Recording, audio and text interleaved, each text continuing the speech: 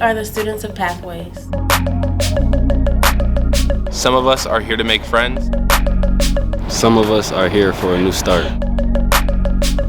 Some of us just can't wait to finish. We are. We are. We are. We are. We are. We are joyful. We are angry. We are tired. We are restless. We are artists. We are athletes. We are musicians. We are filmmakers. We are cosmetologists. We are dreamers. We've got a lot in common. We're all very different. But all of us have a voice. All of us have a voice. Now it's so easy to see. Welcome. Welcome. Welcome. Welcome. Welcome Welcome to Voices from the Path. To Voices from the Path. Voices from the Path.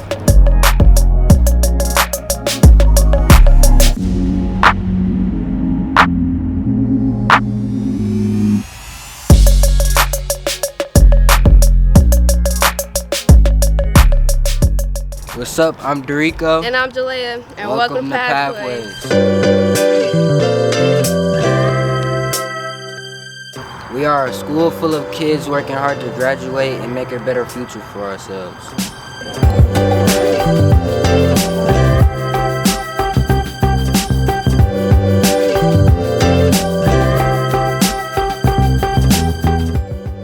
That you love to do, that brings you the most joy, is where we want. We've got Dean McCoo, who runs the show. And Dr. Allen as our assistant dean. And a bunch of teachers and other staff who work together to make it all happen.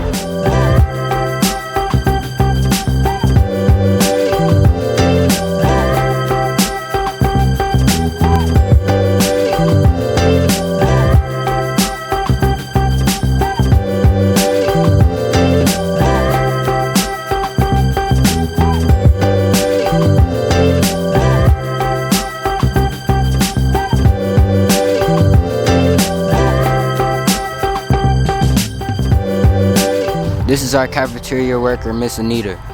You'll hear more from her later. But really this show is about hearing from us, the Pathways students. This is the first year of our performing arts program. The Actors Studio at Pathways. Or ASAP for sure. And this video is our first show. To make it happen, we brainstorm ideas as a school.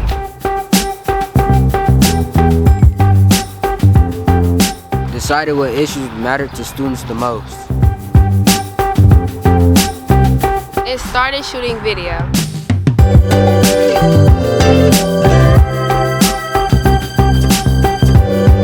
One thing that student cared about was success. Here's what they had to say.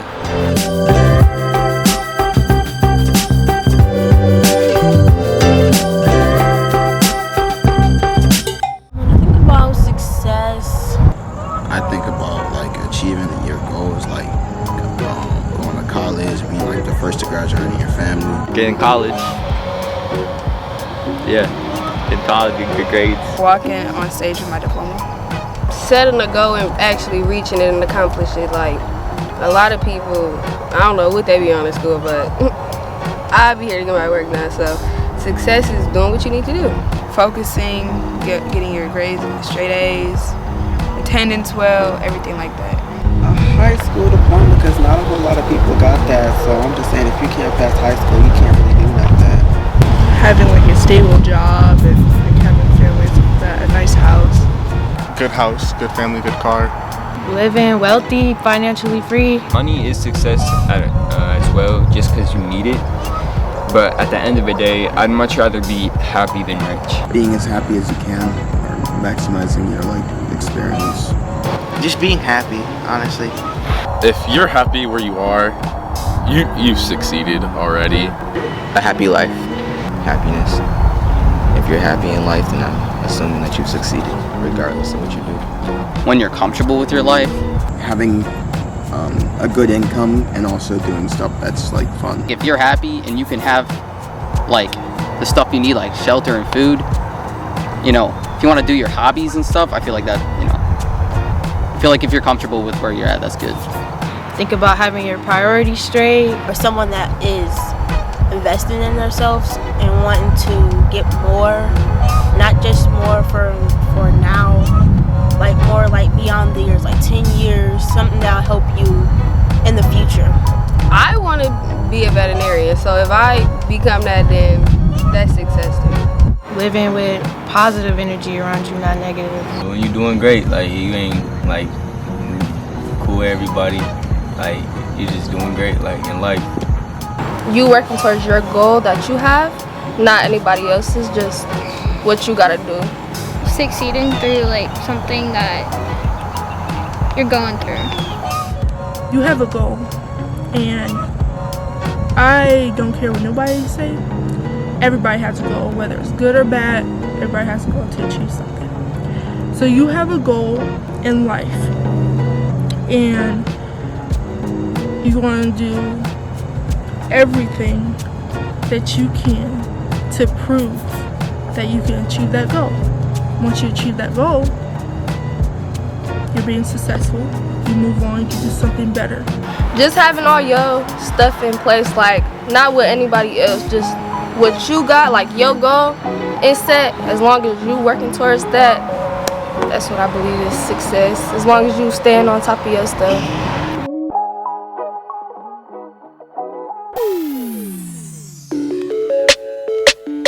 We decided if we wanted a successful performing arts program at Pathways, we needed a recording studio.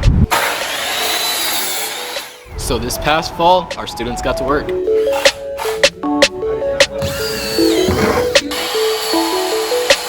Chopping wood with a miter saw, the students started to frame out the studio. First, like, I didn't really think it was gonna happen for real. I thought we was just gonna talk about it and never see it. But like, we actually got down, got dirty, and did it. It was really helpful for me because I learned that, and I can probably teach my kids or teach other people, you know. They added insulation for soundproofing, drywall to reinforce it, and sound tiles to make it soundproof.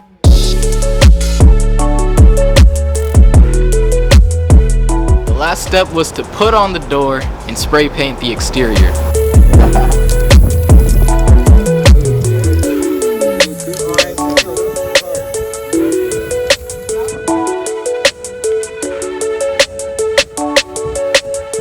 Students signed their name to make it their own.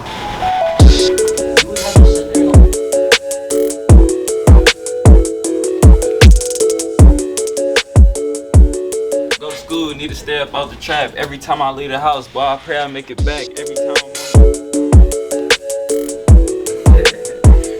In the future, they're gonna come back and be like, when I'm famous, they're gonna be like, oh, he recorded here? Students also put up a green screen for a video studio.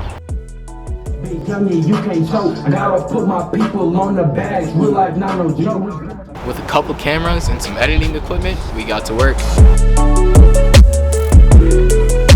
You see all these right here? These are all different plugins. This is a big thing for Pathways. I feel like it is. Hi, I'm Jayden. I'm the one that makes beats around here. It's like different. No, our school is different. I like being different, so yeah.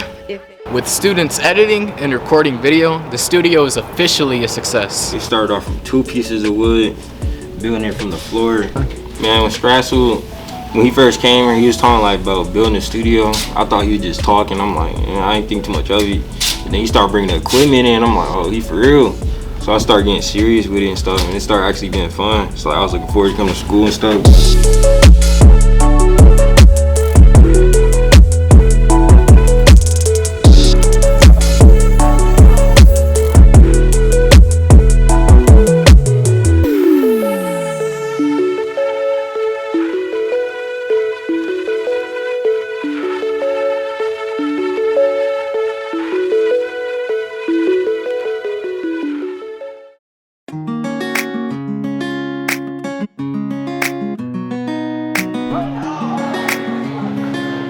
Anyone that knows anything about Pathways knows that the most valuable member of our Pathways family is our cafeteria worker, Miss Anita.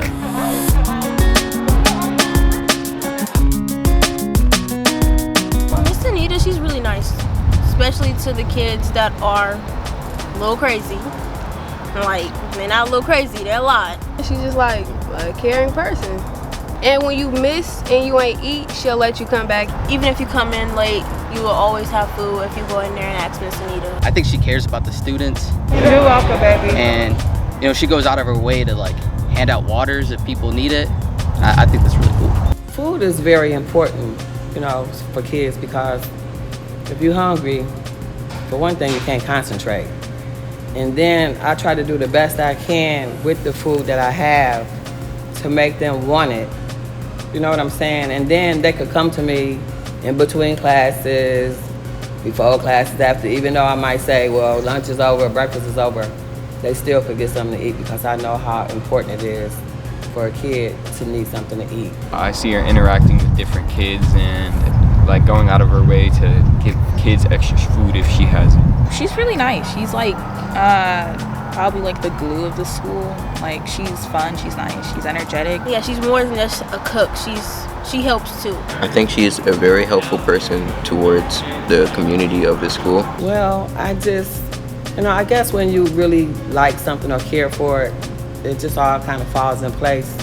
So I end up being more than just food service. You know, I end up being, you need somebody to talk to, you need somebody to cry to, and the kids would come to me. She's also a friend, you know, a mom. I'm gonna say like more like a mother to you or like a parent. She will stay on me about certain stuff, but it's like the mom.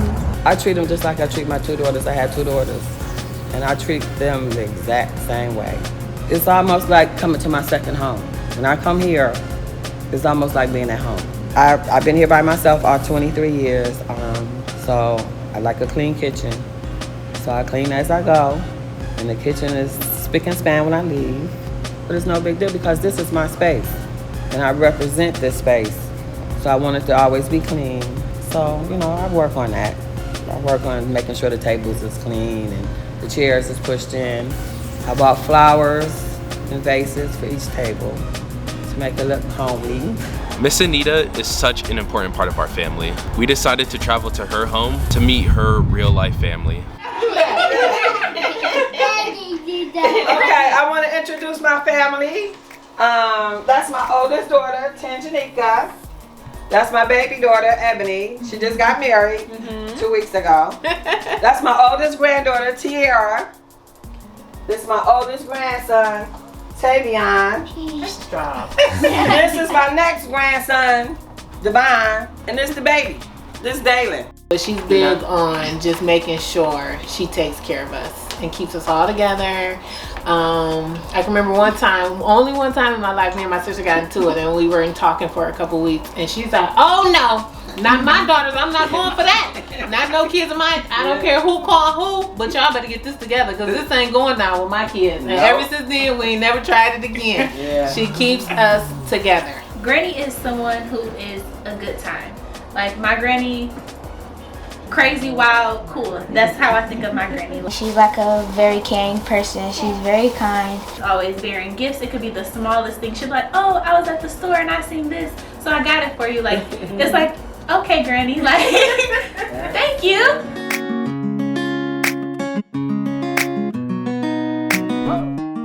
I had a blood clot in my lung. I was hospitalized for 3 weeks. I would FaceTime her and stuff like that, but you really can't tell how a person is until you can see them. So when I went up to the hospital to see her, I seen how bad she was, and so I was like, "Well, you coming home with me so I can take care of you." And she stayed with me for 3 weeks. She waited on me hand and foot, on top of going to work. Waited on me hand and foot. I had 3 meals a day. She gave up her bedroom, her bed, everything for me. Took care of me excellent. So I thank God she's almost back to normal. And I'm so thankful for that.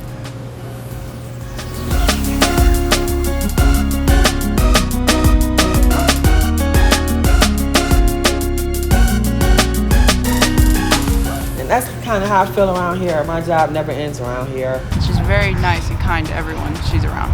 And she's very strong, positive influence in my life. Oh my God. In all of our lives, honestly. Thank you, Miss Anita. know, for whatever the kids need me to do or whatever, I'm here to do it. I don't mind.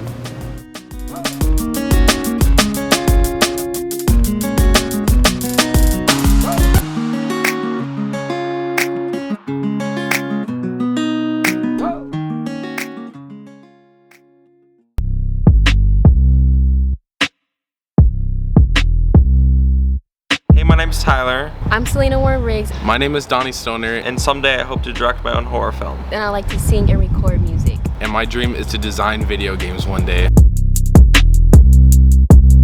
And my dream is to I feel like y'all should do like some type of blooper thing. Oh, I know. A cool part of this year was that 826 Michigan helped me get an interview with horror filmmaker Bill Walker. Hello, my name is Tyler Delano with Pathways High School in 826 Michigan. Welcome to my interview with Bill Walker. Thank you so much for having me, and I am really, really excited to see your horror films coming up. They gave me the opportunity to interview Prod by Bert, a music producer from Detroit. Working with artists like Be Free and Forever Golden, his songs have received millions of streams. Prod by Bert, thank you for being with me today. Thanks for having me. 826 got me an interview with Kimberly Hamilton from Jam City. She did the narrative design for Harry Potter, Hogwarts Mystery. It's a real honor meeting you. I'm a huge fan of your games. Those games were amazing. I'm so glad you enjoyed them. I was feeling nervous since it was actually my first ever interview with a person like that. We can just kind of talk through the interview questions and make sure Donnie's feeling good and ready for the interview. The volunteers helped me because of my nervousness, and they helped me deal with it. You can either go into first person or third person. Skyrim, wow. Oh yeah, it was one of my favorites on the Xbox 360. That's like 20 years old though, isn't it? Older Older than you are. So when I got into the interview, like I could actually talk to her one-on-one and have like conversations with her, and it was really nice. When 826 volunteers came in Zoom, they helped me prepare questions for Bill. They described a good question as something a juicy question, which is something that makes them like want to be shocked and like something that no one's ever asked them before. They helped me develop questions, and it was pretty helpful because I kind of knew what I wanted to ask, but they helped me more so put it in the right words. And I was listening to the song Rage, and I really like how it kind of started off like kind of dramatic, and then the beat kind of went like smoothly. How are you able to put like two sounds in like one beat, kind of put it all together? I guess it would be like the art of subtraction, because mainly how that beat really changed. I was actually really proud that I was able to like really get through that, and I was able to be myself through it too. I felt accomplished, and getting out there and actually talking to her. How is writing video games different than writing TV that you've done? That is an excellent question. I was just giving a talk on this at my company recently, because not everybody who even works. It's amazing that I was able to do that, and I got the chance to do that. When I watched your short film, I noticed it was like supernatural. What inspired you to make a supernatural film? It's funny. I feel like a lot of people have asked me questions and not why it's supernatural. So I'm kind of excited to answer this. So the film was inspired by the end of the interview, I was very happy that I got to talk about something that I love, and I was happy that there's no reason to be nervous. Kind of like just putting yourself out there, like kind of like it was moments where like my like entire like if it was a family gathering, they just Selena, come sing. Yeah. Like, I mean, but it's like sometimes you just gotta do it. So. Yeah, just like it's just getting out your comfort zone, like. Yeah. It's really. I guess I just felt a connection at the end, and I felt like I really like kind of accomplished something. I was glad that I stepped up and was able to finish that and accomplish that. To me, I felt really good about myself. You know, it's not something that everybody does on a daily basis, and the fact that I was able to, you know, do that for like an hour and a half was incredible.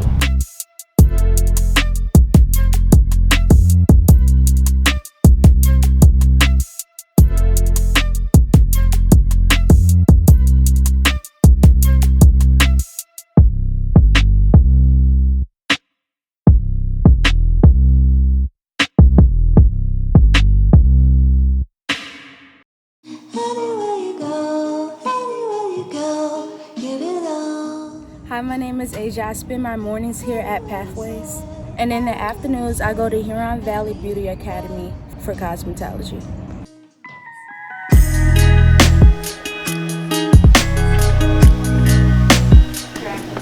The way I got into this program is I went through all the steps of signing up and having a parent or guardian sign for me, and also having a teacher recommendation.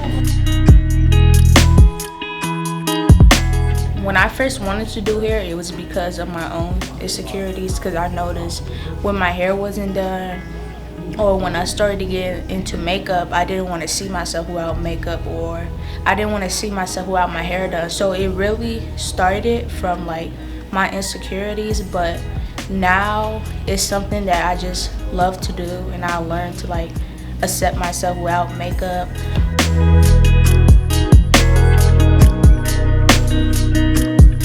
But yeah, I like to, because I know some people, a lot of people have insecurities about themselves or don't like how they look without the makeup and the hair, and doing that for them and making them feel better about themselves like makes me feel good. So when students come to us in cosmetology, the goal is to prepare them for real life working in the salon environment. And that's kind of where the kids are at right now. They just got done taking their test to get out onto the student salon floor. So Asia is out on the floor working on real customers now and really getting a taste of what it's going to be like to be working in this industry.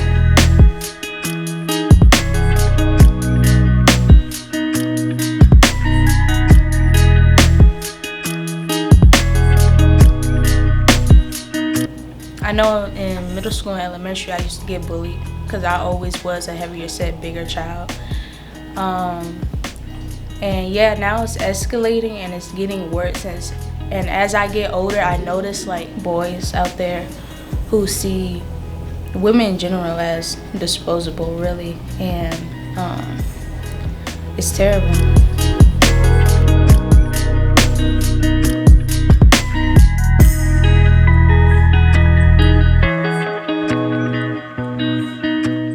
Self-love is being able to like, it's like being in love with yourself, kind of. Not really caring what other people say, because you know you look or you feel this way about yourself. You feel good about yourself. You know you look good. And yeah, and you set yourself at higher standards when you have a lot of self-love for yourself.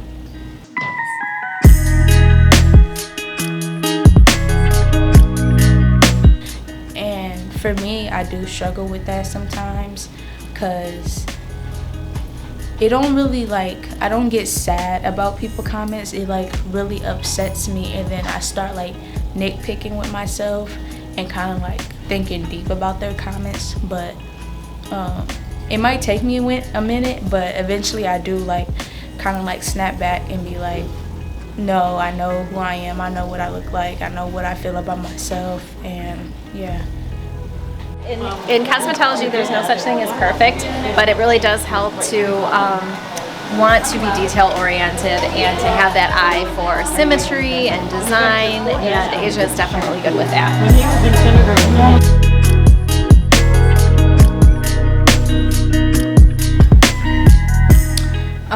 To be a part of the cosmetology program, it feels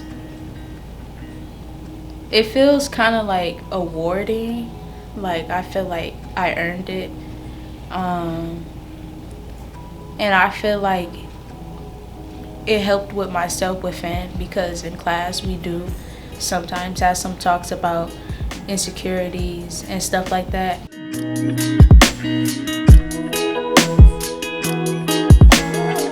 I feel like I get more like when I go to cause, we always like hand out compliments. I feel like I get a lot of compliments when I'm natural without like the makeup and stuff, and it makes me feel better about myself.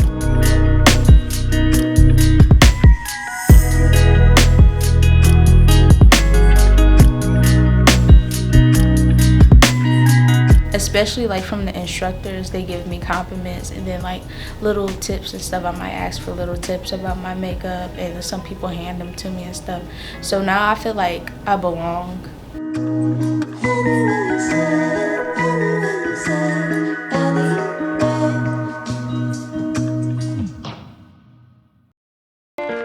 Thank you for getting to know us, the students of Pathways. Stay tuned next year for the next edition of Voices from the Path.